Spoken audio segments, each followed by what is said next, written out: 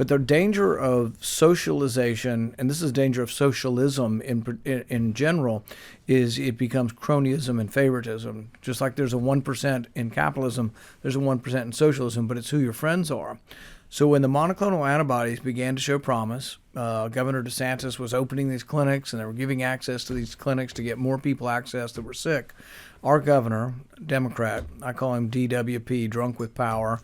His real name is not really that important because he'll only be there maybe until the next election. Thomas Massey calls him the Bashir variant. That's exactly right. He's a mutation, that's for sure.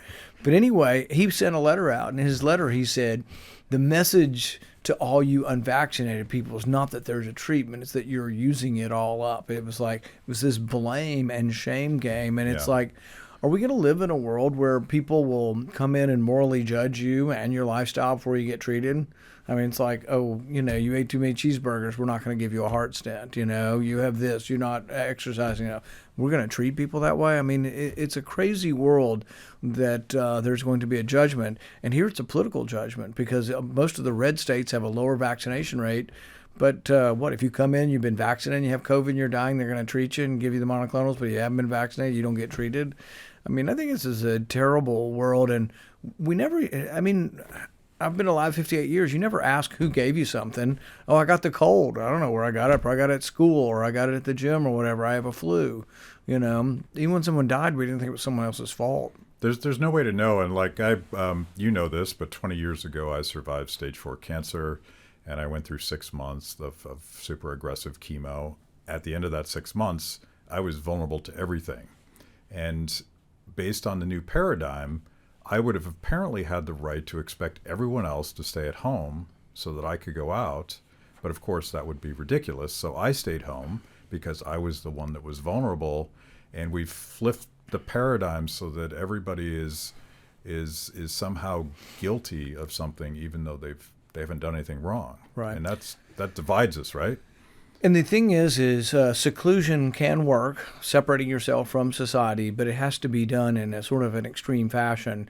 And your self-interest was aligned with that. You had a self-interest in surviving, so you could and did probably stay away from people as much as you could.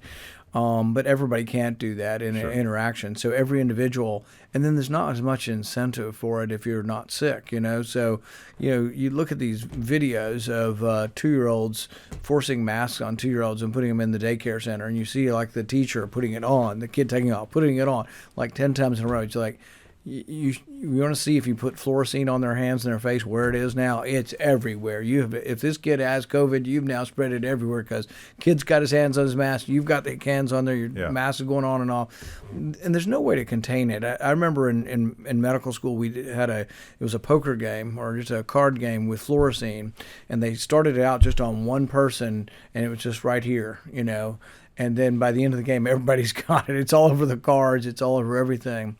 But it's actually strange to me the way COVID is passed, though, because, my family, my sister-in-law had it 8 months ago, pretty sick for 8 months. Husband took no precautions. He just said, I'm taking no precautions. He was around her for the whole time. He didn't think he got it, and he probably didn't because he just got it 2 weeks ago when he tested positive. But after being around her for 10 days, completely around her with no precautions, he didn't get it. And then he ended up getting it incidentally somewhere, by, being in a truck with somebody or at work,